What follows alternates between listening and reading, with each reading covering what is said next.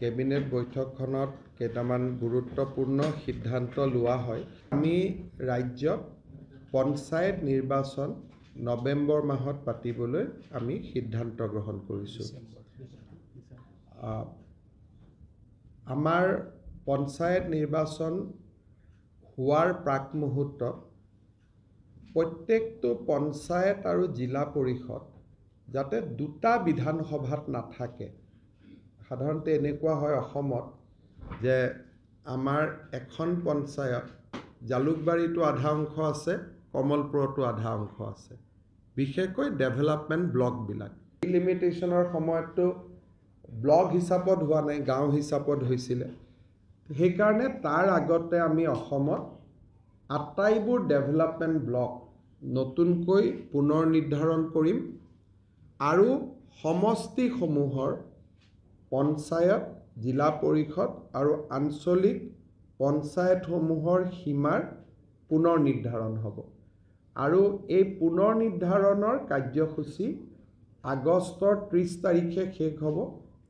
3 মাহ claims, objection 3 মাহ থাকিব।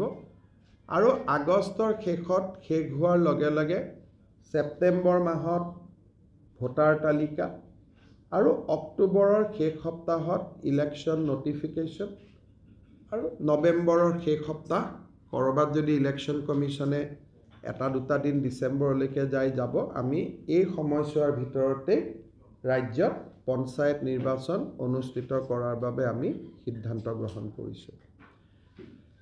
দ্বিতীয়তে, লোকসভা নিৰ্বাচনত আমি অৰুণোদয় আঁচনি ছেচুৰেশ্যন পৰ্যায়ত লৈ যোৱাৰ এটা প্ৰতিশ্ৰুতি অসমৰ ৰাইজক দিছিলোঁ যে আমি যিমান পাৰোঁ অৰুণোদয় আঁচনি আমি ৰাইজৰ মাজলৈ তাক সৰ্বাধিক পৰ্যায়ত লৈ যাম, যাতে নোপোৱা মানুহৰ সংখ্যা কমি যায়।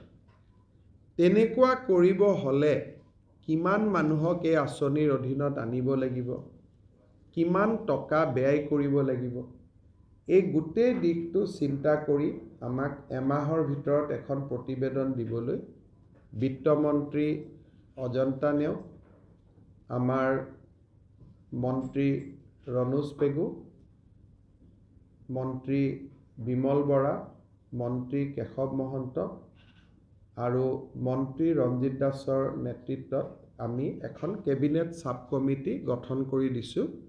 তেওঁলোকে এমাহৰ ভিতৰত আমাক পৰামৰ্শ দিব যে অসমৰ যদি প্ৰতিটো ফেমিলিকে আমি দিব লাগে আৰু প্ৰতিটো ফেমিলিৰ ডেফিনেশ্যন কি।